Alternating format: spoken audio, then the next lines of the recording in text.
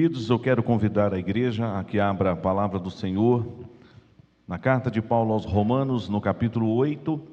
Deus abençoe sua vida, você, meu irmão, minha irmã, presente aqui no templo, na Igreja Presbiteriana do Jardim Verônia, mas Deus abençoe você também, que nos acompanha pela transmissão do canal do YouTube da nossa igreja. Como já foi colocado pelo presbítero Marcos, pela manhã nós tivemos um trabalho especial hoje, no período da escola dominical, voltado para o DIP, o Dia da Igreja Perseguida, trabalho esse promovido pela Missão Portas Abertas já há muitos anos, e o nosso irmão seminarista Armando nos informou que aproximadamente 17 mil igrejas se envolveram nesse projeto hoje. E dentre esses números, então, de 17 mil igrejas, a nossa igreja também está participando.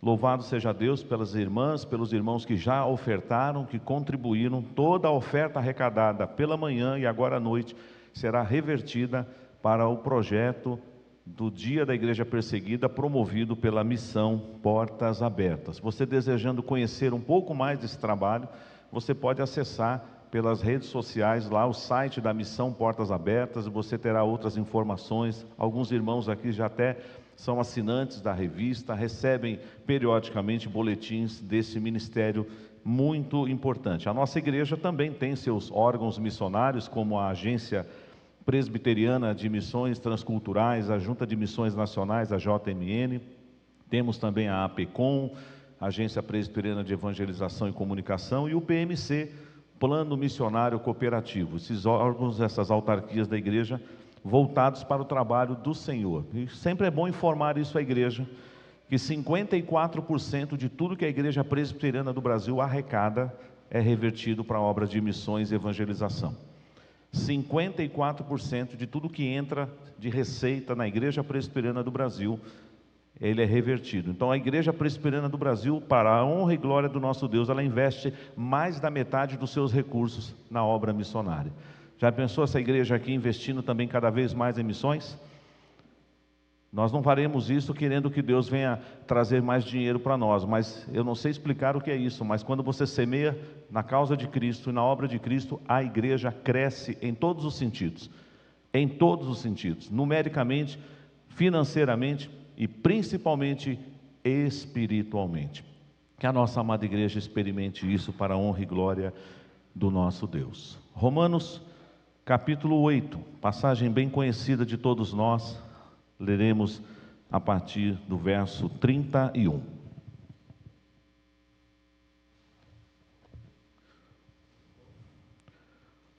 Romanos capítulo 8, dos versos 31 a 39. Nós faremos a leitura a uma só voz, peço que você mantenha a sua Bíblia aberta nesta passagem. Leamos, irmãos. Que diremos, pois, à vista destas coisas? Se Deus é por nós, quem será contra nós? Aquele que não poupou o seu próprio filho, antes por todos nós o entregou, porventura não nos dará graciosamente com ele todas as coisas? Quem intentará acusação contra os eleitos de Deus? É Deus quem os justifica. Quem os condenará? É Cristo Jesus quem morreu, ou antes, quem ressuscitou, o qual está à direita de Deus e também intercede por nós. Quem nos separará do amor de Cristo? Será tribulação, ou angústia, ou perseguição, ou fome, ou nudez, ou perigo, ou espada? Como está escrito: por amor de ti somos entregues à morte o dia todo, fomos considerados como ovelhas para o matadouro. Em todas estas coisas, porém, somos mais que vencedores por meio daquele que nos amou, porque eu estou bem certo de que nem a morte, nem a vida, nem os anjos, nem os principados, nem as coisas do presente, nem do porvir, nem os poderes, nem a altura, nem a profundidade, nem qualquer outra criatura poderá separar-nos do amor de Deus que está em Cristo Jesus, nosso Senhor. Amém. Nada nos separa do amor de Cristo, nem aqui e nem além. O apóstolo Paulo, nessa passagem tão preciosa, tão sublime, ele traz para nós verdades que podem não só desafiar a igreja a continuar nesse propósito de anunciar as boas novas do Evangelho, mas é uma palavra também de consolo. Imaginemos se nós pudéssemos agora se dirigir a cada igreja que está sendo perseguida na face da terra, não com a pretensão por eu estar pregando, poderia ser qualquer outro pregador, mas imaginemos que a nossa igreja pudesse agora, através das mídias digitais, como já está acontecendo, estar alcançando os irmãos de todos os países do mundo, e eles pudessem ouvir essa mensagem que será pregada nessa noite. Essa palavra certamente para esses irmãos da igreja perseguida seria uma palavra de consolo, uma palavra de conforto, uma palavra de estímulo, uma palavra de ânimo, para que eles não desistissem pela causa de Cristo. Nós que ainda não vivemos ou não vivenciamos no nosso viver a perseguição da forma mais atroz, como nós sabemos que existe em muitos lugares, nós também temos momentos na nossa caminhada em que às vezes nós precisamos dessa palavra. Nada nos separa do amor de Cristo. Nesse texto que nós acabamos de ler, temos 6 perguntas. 6 perguntas são proferidas nesse texto. Olhem comigo. Versículo 31. Que diremos, pois, à vista dessas coisas? Essa é uma primeira pergunta, daqui a pouco eu vou explicar. Segunda pergunta. Se Deus é por nós, quem será contra nós? Aí vem agora a terceira pergunta. Porventura não nos dará graciosamente com Ele todas as coisas? Quarta pergunta. Quem intentará acusação contra os eleitos de Deus? Quinta pergunta. Quem os condenará?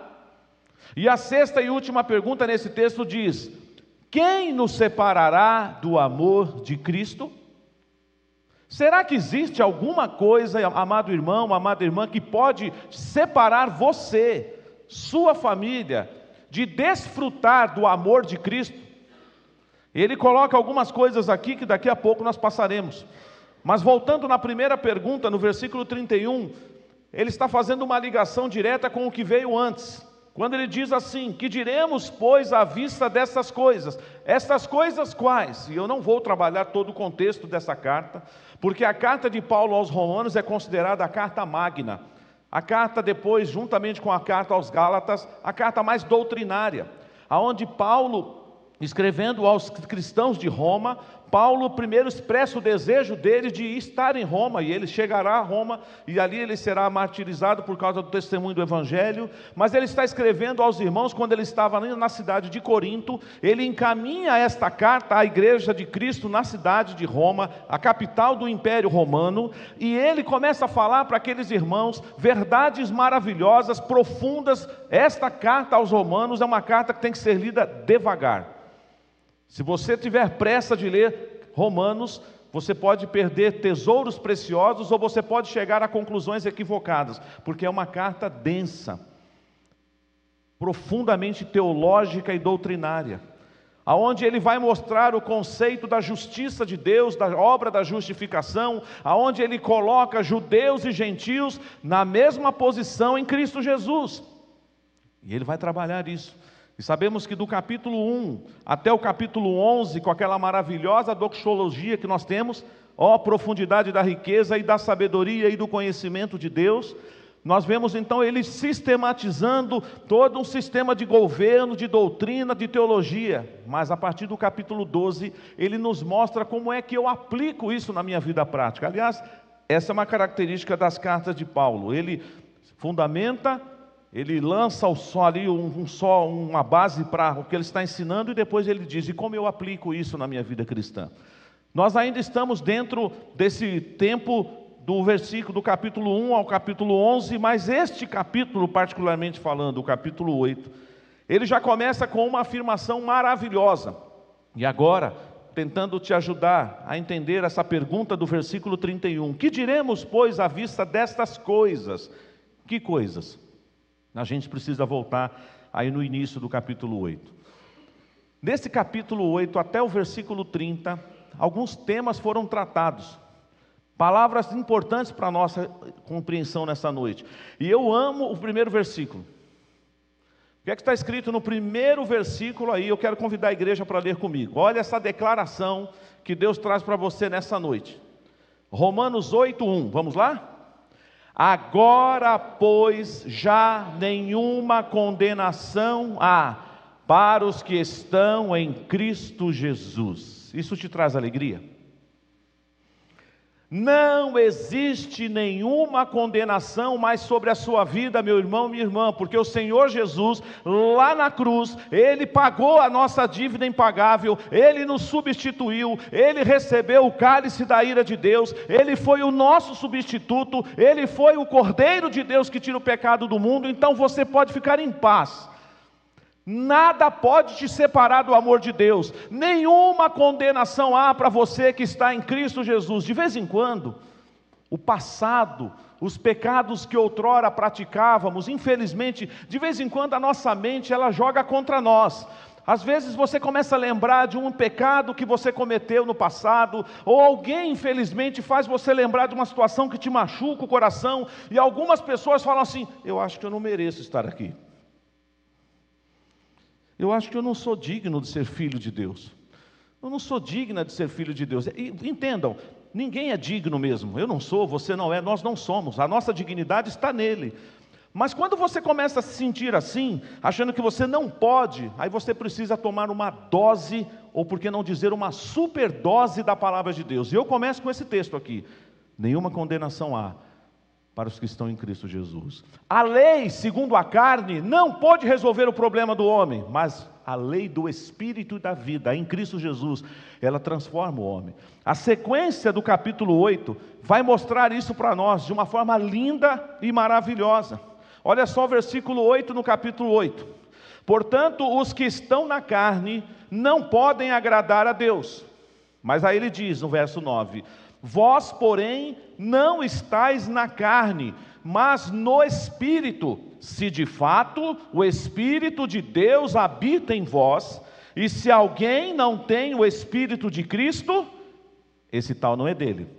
Então, ele está trabalhando aqui uma verdade: nenhuma condenação há para os que estão em Cristo Jesus. Eu me lembro de outro texto, colaborando com esse texto, que é 2 Coríntios capítulo 5, verso 17. E se alguém está em Cristo, nova criatura é. As coisas antigas já passaram, eis que tudo se fez novo. Quando você vê o apóstolo Paulo escrevendo aos Filipenses, e ele fala da sua luta, da sua jornada, e ele diz: quanto a mim, não julgo havê-lo alcançado, mas uma coisa eu faço, esquecendo-me das coisas que para trás ficam, e avançando para as que diante de mim estão, prossigo para o alvo, para o prêmio da soberana vocação de Deus em Cristo Jesus.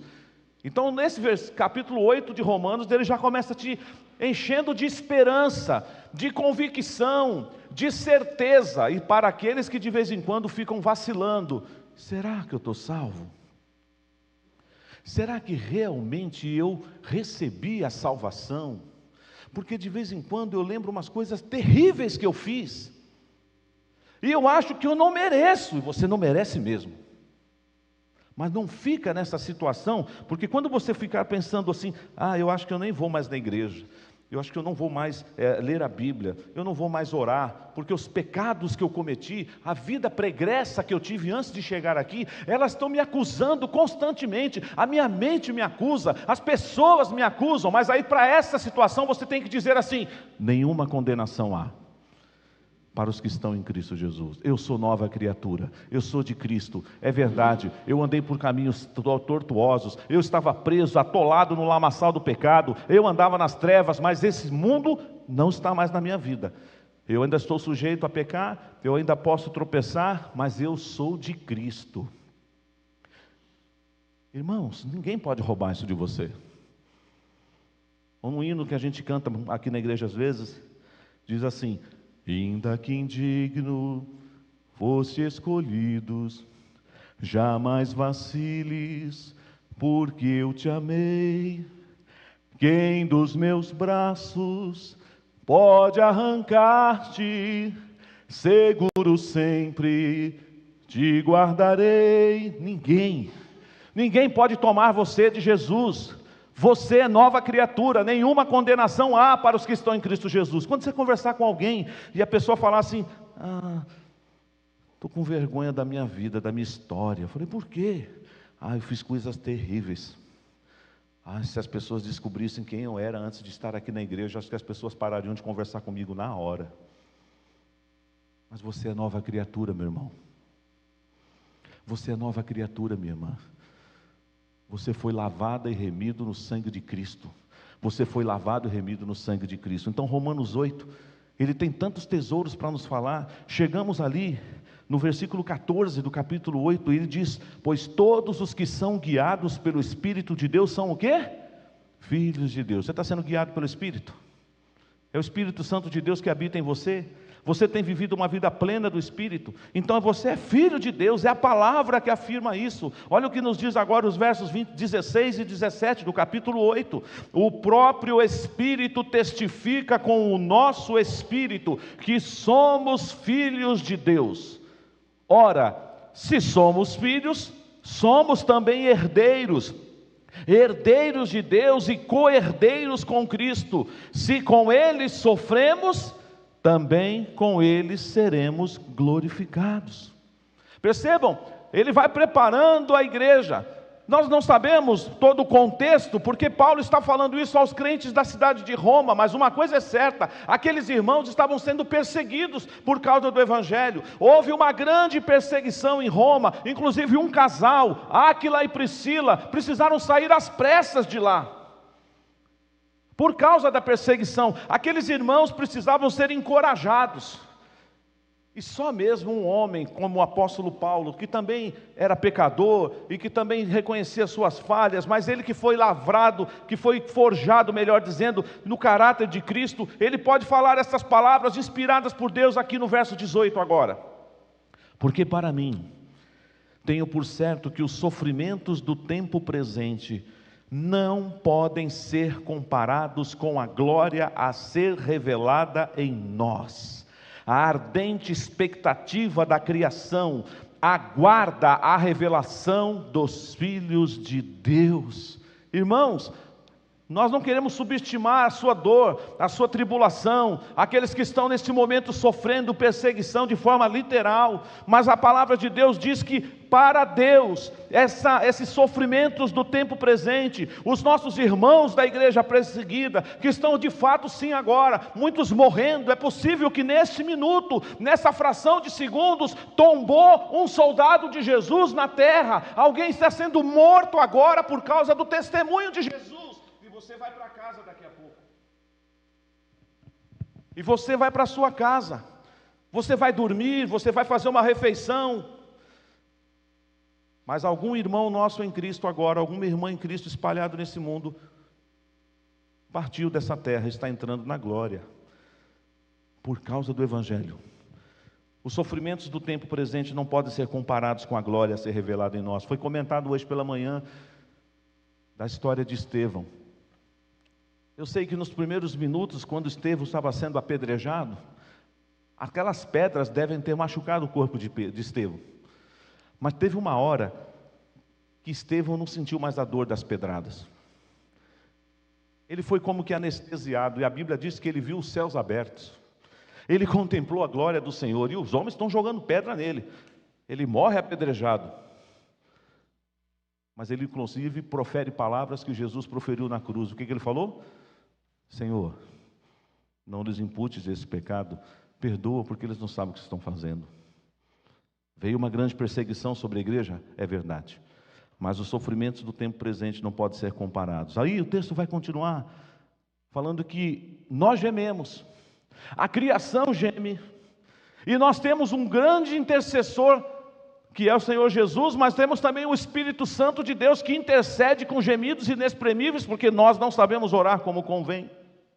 E dentro dessa temática aí chegamos num versículo que infelizmente às vezes ele é totalmente deturpado, até por nós cristãos. Nós precisamos aprender a viver esse versículo da forma correta, que é o verso 28. Sabemos que todas as coisas cooperam para o bem daqueles que amam a Deus, daqueles que são chamados segundo o seu propósito. Eu já vi, com todo respeito, se tivermos um amigo, uma amiga aqui nessa noite, pessoas incrédulas que citam esse versículo. Não, todas as coisas cooperam para o bem daqueles que amam a Deus. Mas espera um pouquinho, tem algumas condições aqui. Todas as coisas cooperam para o bem de quem? De quem ama a Deus. Você ama a Deus? Acima de todas as coisas? Então todas as coisas na sua vida cooperam para o seu bem. Todas as coisas cooperam para o bem daqueles que são chamados. Você entende que você foi chamado? E o texto continua. O texto fala então que o que de antemão conheceu também predestinou para sermos conforme a imagem do seu Filho, a fim de que ele seja o primogênito entre muitos, e aos que predestinou, a esses também chamou, e aos que chamou, a esses também justificou, e aos que justificou, a esses também glorificou. Aí você pode entender então a pergunta: o que diremos, pois, à vista dessas coisas? Na época do seminário, conversando com um dos meus professores, eu disse que eu queria pregar. Em uma das partes dessa carta, ele falou assim: filho, tem certeza que você quer pregar em Romanos? Eu aconselho você a desistir. Porque vocês perceberam que eu só falei do capítulo 8. E eu já passei um bom tempo ali pregando nessa noite. Porque estas coisas, tudo isso que nós ouvimos e muito mais que eu não mencionei aqui. Então, diante desse grande testemunho, diante dessas grandes verdades, aí sim eu posso partir para a segunda pergunta. Se Deus é por nós, quem será contra nós? A minha oração, e eu creio que o Espírito Santo de Deus está fazendo isso, é que você esteja compreendendo a linha de raciocínio que nós estamos levando você nessa noite. A palavra de Deus está dizendo que você tem no capítulo 8, do versículo 1 até o versículo 30, uma variedade de coisas maravilhosas preparadas para quem? Para os servos de Deus. E diante desses testemunhos maravilhosos, desses tesouros preciosos, aí você pode então fazer a pergunta: se Deus é por nós, quem será contra nós? Você tem alguma dúvida que alguma coisa pode ser contra você? Deus é por você. Nós já trabalhamos esse texto no oposto. Já imaginou se tivesse escrito assim: Deus é contra nós? Se Deus fosse contra nós, misericórdia, eu estaria perdido, você também. Desgraçadamente perdidos nós estaríamos. Se Deus falasse assim: eu não sou com vocês. Moisés, quando estava lá naquela situação difícil no passado, ele diz: não nos faça sair desse lugar se o Senhor não for conosco. Mas Deus está conosco, igreja. Os nossos irmãos da igreja perseguidas estão sofrendo na pele, estão sofrendo às vezes com a própria vida, estão sofrendo todo tipo de escárnio, de vexame, coisas que nós não experimentamos ainda. Podemos experimentar, mas não experimentamos. Irmãos aqui no Brasil do passado chegaram a experimentar perseguição, nós não. Nós estamos desfrutando de um tempo de paz e liberdade, mas nós estamos às vezes desperdiçando esse tempo que Deus nos deu de paz e liberdade para vivermos o Evangelho na nossa pátria. Esse texto nos ensina então que você pode descansar nas promessas de Deus. Deus é por nós, igreja. Deus é pela sua vida. Deus te guarda, Deus te protege, Deus te ama, Deus te sustenta. E quer a maior prova disso? Está no versículo 32. Olha o que está escrito no verso 32, isso aqui precisa ser lido em alto e bom som. Vamos ler todos juntos? Aquele que não poupou o seu próprio filho, antes por todos nós o entregou, porventura não nos dará graciosamente com ele todas as coisas? O que é que falta, irmãos? Deus deu o melhor para você. Deus não poupou o seu próprio filho. Deus imolou o seu próprio filho. Deus fez ele enfermar. O seu filho foi levado para a cruz. Ele se tornou maldito na cruz. Ele deu um grito lá na cruz: Deus meu, por que me desamparastes?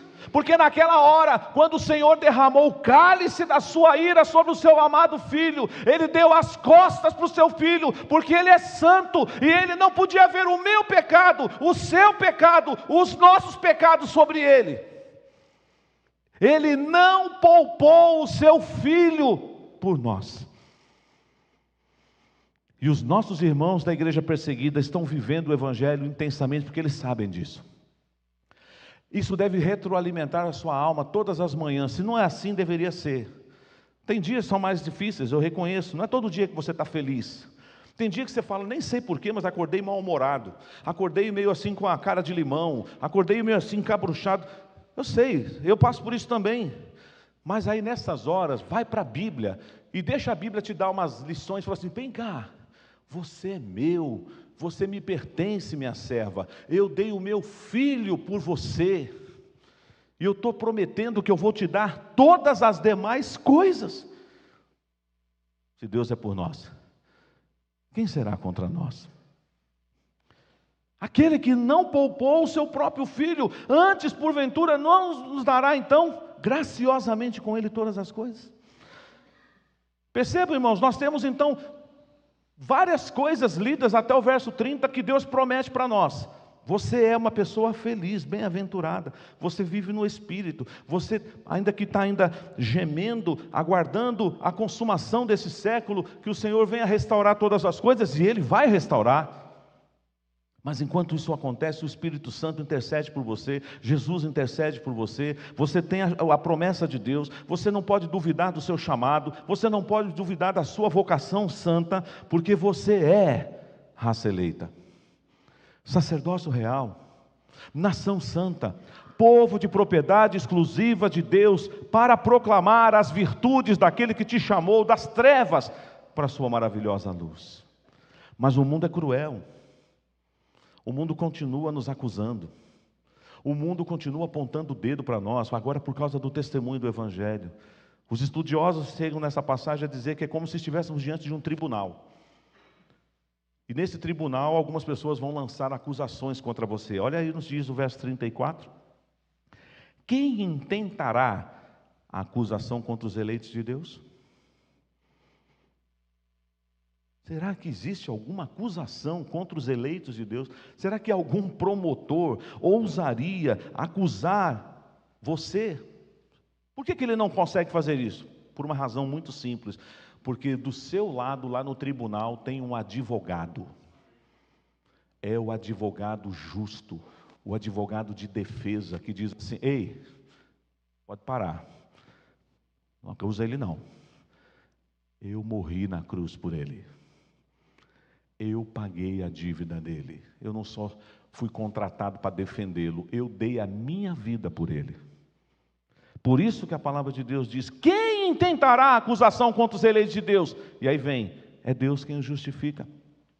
Quem os condenará? Será que ainda vão tentar condenar a igreja? Estão tentando.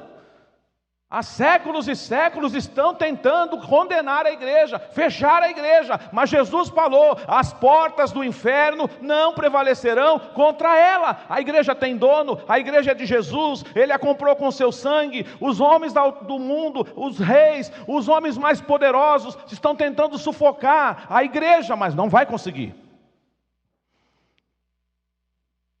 Eu sei que isso não vai acontecer agora de forma literal. Mas se acontecesse, e se entrasse alguém ali agora, e matasse todos nós aqui, todos nós, ainda assim a igreja do Senhor Jesus não morreria.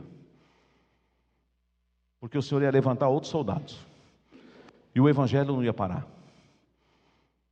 A igreja não para, a igreja sempre avança. Nenhuma condenação. Você está em Cristo Jesus. Olha a sequência aí do verso. Quem os condenará? É Cristo Jesus quem morreu, ou antes quem ressuscitou, o qual está à direita de Deus, e Ele também faz o quê? Intercede por nós. Você tem o melhor advogado que você podia ter. A boa notícia que eu te dou é que você já está com a causa ganha, porque você tem o melhor advogado de defesa. Ele intercede por você. Ele não só é um bom advogado nos seus discursos, nos seus argumentos, mas Ele deu a vida por você. Quando nós começamos a ler Romanos capítulo 8 com essa perspectiva, com tudo aquilo que veio antes do versículo 31 e com isso que estamos vendo agora, o nosso coração tem que sair daqui transbordando. Nada pode separar a minha vida do amor de Deus. Mas agora ele vai fazer a pergunta que não quer calar. Será que alguma coisa pode nos separar do amor de Cristo? O verso 35 diz: quem nos separará do amor de Cristo? E ele coloca algumas coisas que são legítimas. Irmãos, isso aqui nos faz pensar uma coisa: ser cristão é padecer. Ser cristão de verdade, como os primeiros discípulos de Jesus foram chamados de cristãos lá em Antioquia, é estar pronto para sofrer. Não é que nós somos masoquistas, mas é que se prega um evangelho hoje, ufânico, um evangelho que todo mundo vai andar por cima e ninguém por baixo, o evangelho que todo mundo está na bênção, e é prosperidade, mas a Bíblia diz para nós que devemos nos preparar, porque neste mundo nós teremos aflições. Ele diz para nós termos bom ânimo, porque Ele venceu o mundo. A palavra de Deus diz também que todo aquele que decide viver nesta vida de forma piedosa será perseguido. Talvez você fale assim: eu já estou sofrendo perseguição, pastor, e eu acredito, em alguma medida, dentro da sua própria casa. A palavra de Deus diz em Mateus capítulo 10, que os inimigos do homem seriam da própria casa, porque o Senhor não veio trazer paz, mas o Senhor veio trazer a espada. Às vezes você está sendo perseguido dentro do local do seu trabalho, porque você é de Jesus, porque você não se vende, porque você não aceita coisa errada, porque você não aceita suborno, e as pessoas dizem: não fala com ele é crente, ele não aceita isso.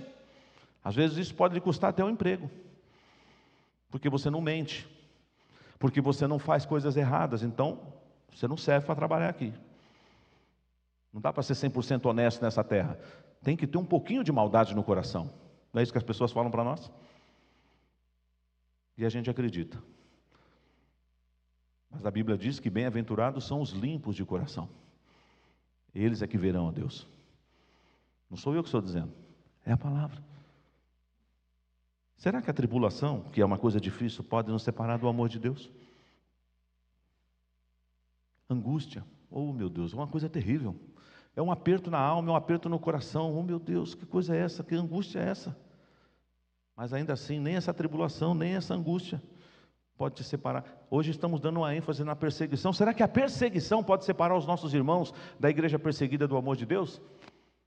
Eles podem perder bens, eles podem perder a família, eles podem perder a saúde, eles podem perder a própria vida, mas eles não perdem Jesus. Porque se eles partirem deste mundo agora, com quem eles estarão? Com o Senhor. Recentemente, eu estava participando do velório da irmã Amália, a mãe do pastor Gilberto Pires. Algumas irmãs estavam lá, da nossa igreja, e foi dada a oportunidade de eu dar uma breve palavra aos presentes naquele culto, e eu li esse texto. Porque nem a morte pode nos separar do amor de Deus. Se eu fechar os olhos aqui na terra agora, meu coração parar de bater e eu descansar nessa terra, eu sei que eu estarei com o meu Senhor na eternidade. A morte não me separou dele. Pelo contrário, a morte me aproximou ainda mais dele. Você está pronto para sofrer? Será que tem mais alguma coisa que pode tirar a fome? Meu Deus, eu nunca passei fome. Eu já passei vontade de comer algumas coisas. Meu estômago já roncou, porque de repente eu não pude fazer as 3 refeições do dia. Mas fome, talvez tenha alguém aqui que já passou, e eu te respeito se você já passou por isso. Você talvez fale assim: pastor, eu já passei fome. Minha mãe fez um milagre lá, misturou com a farinha com água e pôs alguma coisa e a gente está aqui. Eu sei o que é isso, eu não vou mentir. Sempre fui pobre, mas nunca passei fome. Talvez seja o seu caso, mas ainda assim, a fome não te separa do amor de Deus. E Ele vai continuar. A nudez, você não tem roupa, esse frio. A gente vem andando para cá, ou você passa durante a semana indo para o trabalho, você vê pessoas. Graças a Deus que o Senhor tem abençoado não só as igrejas, mas outras instituições que às vezes tentam atenuar um pouco o frio, cobrindo a nudez, aquecendo os corpos, porque imagina, o perigo, a espada. E aí você tem que lembrar essa citação do Salmo 44, verso 22, que está aqui: por amor de ti, somos entregues à morte o dia todo, fomos considerados como ovelhas para o matador. Então uma coisa, meus irmãos, que eu e você precisamos entender: todo dia a gente tem que estar preparado para morrer. Todo dia a gente tem que estar preparado para morrer. Porque a gente fala assim: Jesus, eu estou pronto para viver por ti. Aleluia. Isso é certo. Mas com a mesma entonação a gente deveria dizer: Jesus, eu estou pronto para morrer por ti. Todo dia. Eu não sei se é a nossa geração que vai ver isso. Eu sei que o Brasil tem se tornado um celeiro para enviar missionários para o mundo. O Brasil, ou a nossa amada denominação, é fruto de um missionário que saiu dos Estados Unidos e veio para cá. A nossa igreja tem enviado missionários. Mas não se iludam achando que o Brasil não vai ser perseguido. Vai. Basta o povo de Deus que mora aqui viver por modo digno do Evangelho. Chamar o pecado de pecado. Denunciar as coisas erradas. Viver Jesus no sentido mais profundo da palavra. A igreja brasileira será perseguida. E se for na nossa geração, nós vamos ver essa perseguição. Então, pastor, melhor partir. Jesus, me leva embora. Me leva hoje, Senhor. Eu não quero estar aqui para ver o circo pegar fogo. É assim que você pensa? Nós temos que estar prontos para padecer, se necessário for. Eu não quero padecer, mas se necessário for, nós devemos estar preparados. Porque nada nos separa do amor de Cristo. E aí temos uma palavra maravilhosa, que você conhece muito bem, mas esses versículos que nós tiramos do contexto, a gente tem que estudar eles à luz do contexto, porque é fácil falar: em todas as coisas somos mais que vencedores, por meio daquele que nos amou. É bonito esse versículo, não é? Mas você entendeu em que sentido você é mais que vencedor? Você em todas as coisas é mais que vencedor, mesmo que você esteja sofrendo perseguição, mesmo que você esteja sofrendo todo tipo de afronta, todo tipo de escárnio, mesmo que você esteja correndo risco com a sua vida, mesmo assim, a palavra de Deus diz: você é mais que vencedor. Porque Cristo já conquistou a sua vitória para você, meu irmão. Então você pode descansar, mesmo que a perseguição venha contra você, contra a sua casa. Não é isso que diz o hino da reforma? Se temos que perder famílias, bens, prazeres, se tudo se acabar e a morte enfim chegar, acabou? Não, com Ele reinaremos. Com Ele reinaremos. E chegamos então nos 2 últimos versículos desse trecho.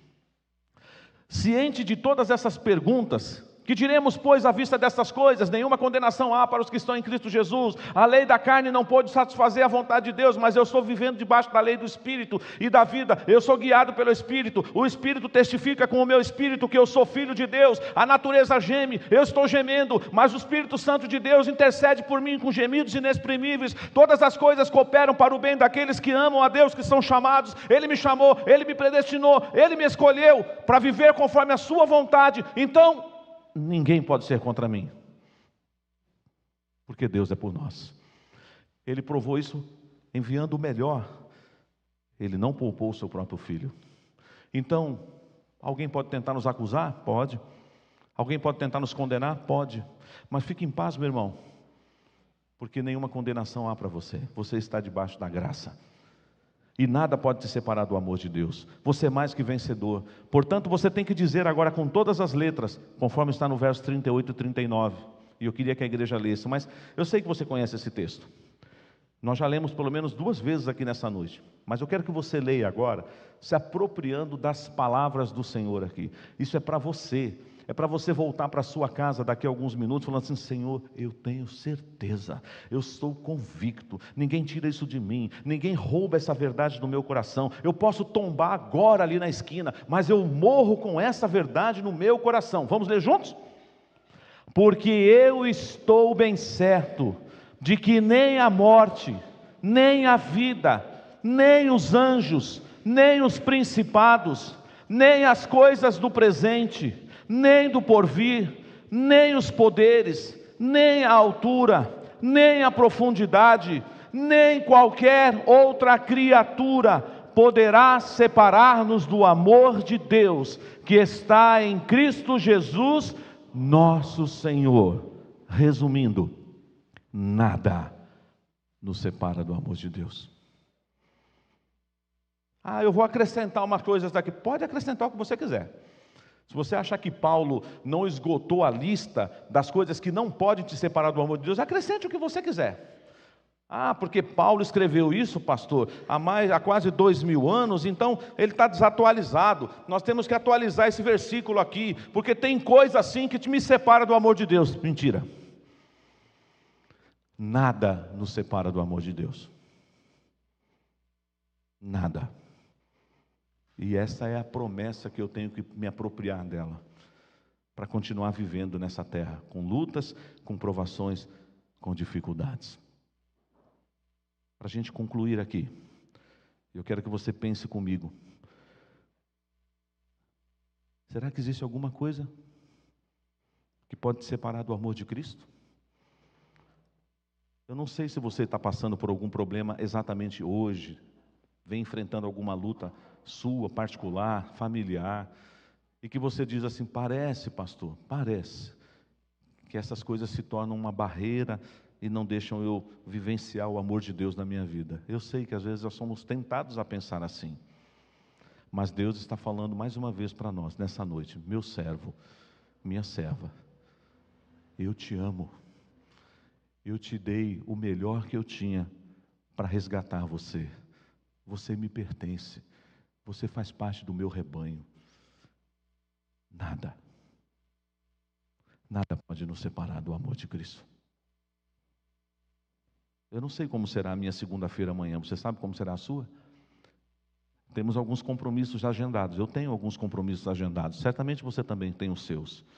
Mas nós não temos como afirmar categoricamente: mas eu vou. Você diz: se Deus permitir. Não é isso que Tiago ensina? Se Deus permitir, não só faremos isso ou aquilo.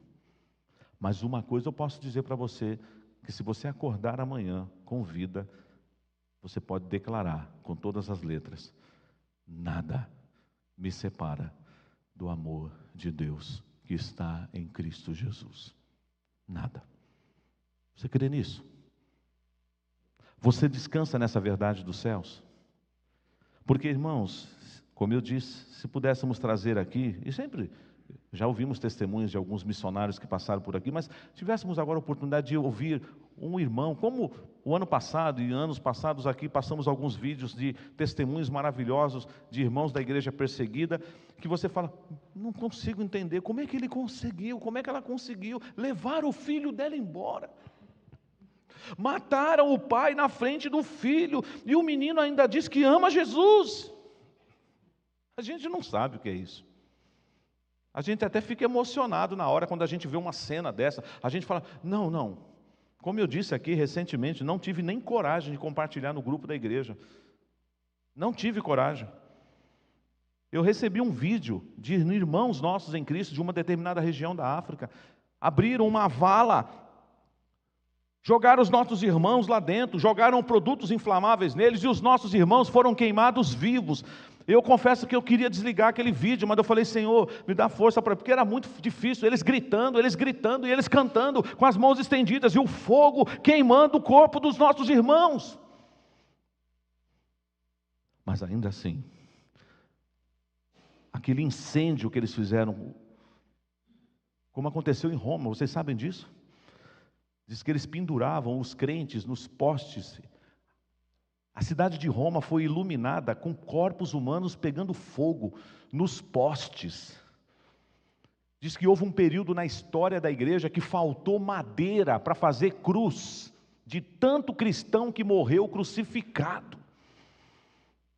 E nós, às vezes, vivendo, em berço esplêndido, qualquer coisinha tira a gente da casa de Deus. Qualquer tribulaçãozinha faz a gente desistir de orar, de pregar o evangelho, de ler a Bíblia, de viver por modo digno do Senhor. Não, irmãos, nada pode nos separar do amor de Deus, nada. Nem você.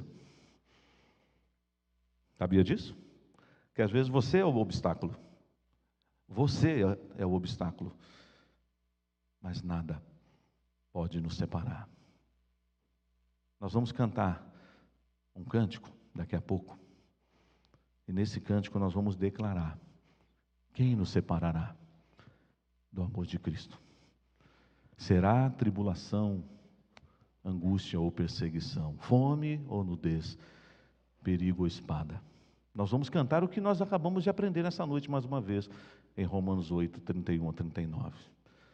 Mas antes de nós cantarmos, nós já fizemos isso hoje pela manhã, mas vamos fazer de novo. Nós vamos interceder. Você vai abaixar a sua cabeça agora. Você vai interceder pelos irmãos que estão de verdade. Não que eu estou dizendo que você não esteja sofrendo de verdade, mas vocês me entenderam. Não dá para comparar a nossa tribulação com aquela tribulação que eles estão sofrendo. Mas se você está passando por dificuldade, em algum momento o seu coração duvidou que o amor de Deus te alcança e que nada pode te separar desse amor, ore aí para o Senhor. Fala para o Senhor da sua luta. Rasga o seu coração agora na presença de Deus. Fala: Senhor, tem horas que sim, tem horas que eu penso que algumas coisas estão me separando de Ti. Fala para Ele, clama a Ele. Ele está aqui, Ele vai te ouvir. E lembre-se também de interceder por aqueles nossos irmãos que padecem por causa do nome de Cristo. Enquanto isso, enquanto você vai estar em oração, eu vou convidar mais uma vez a equipe de louvor que já ministrou nessa noite para vir aqui à frente. E nós vamos nos preparar para depois cantarmos juntos. E aí a igreja, ao ouvir o som da música, ficará em pé e vai cantar: quem nos separará? Mas agora, fale com Deus, clame ao Senhor, interceda pelos nossos irmãos da igreja perseguida, interceda pela sua vida. Talvez você está sofrendo algum tipo de perseguição, porque você é o único crente na sua casa, você é o único servo de Deus na empresa onde você trabalha, você talvez seja um único crente dentro da sua sala de aula, e você está sofrendo zombaria, sofrendo escárnio, sofrendo bullying. Mas persevere, meu irmão, persevere, minha irmã, porque nada pode te separar do amor de Deus. Faça isso. Vamos orar. Clame ao Senhor neste momento.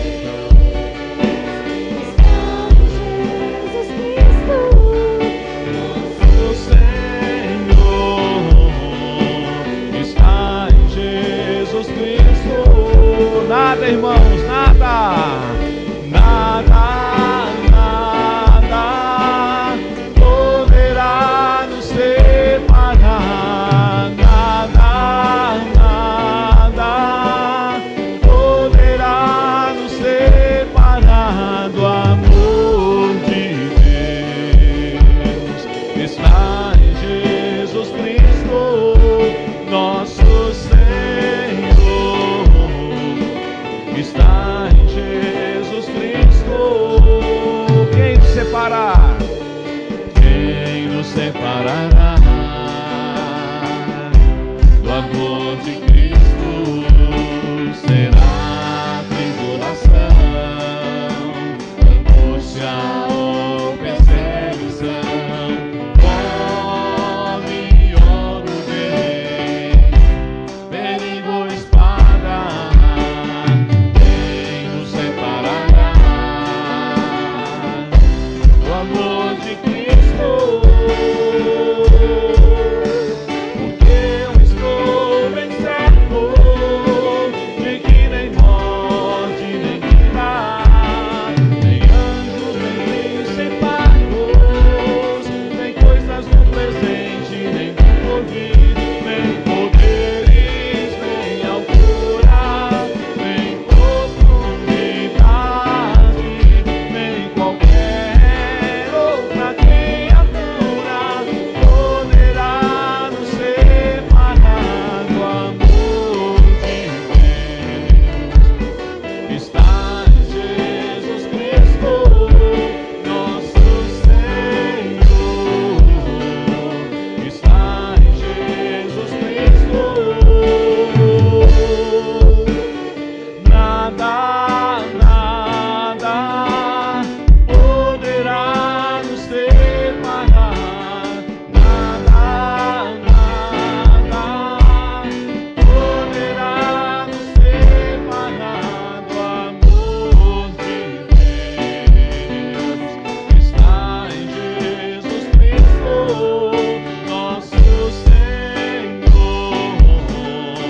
que está em Jesus Cristo. Só as vozes, nada, nada, nada poderá nos separar, nada, nada poderá nos separar do amor de Deus que está em Jesus Cristo, nosso Senhor, que está em Jesus Cristo. Amém. Nós vamos orar, permaneça em pé, vamos depois receber a bênção e terminarmos com um amém tríplice, mas que você saia daqui com o seu coração renovado dessa verdade dos céus. Nada pode nos separar do amor de Deus. Ainda que os nossos irmãos continuarão sofrendo na igreja perseguida, porque o dia da igreja perseguida não é hoje somente. Hoje é uma data marcada pela missão Portas Abertas, mas amanhã, quando você estiver levantando, tomando seu café, indo para o seu trabalho, lembre-se dos nossos irmãos que em alguma parte do mundo sofrerão perseguições. Se você também sofrer perseguições, lembre-se, bem-aventurados sois quando por minha causa vos injuriarem e vos disserem todo mal. Alegrem-se, porque fizeram isso com os profetas no passado.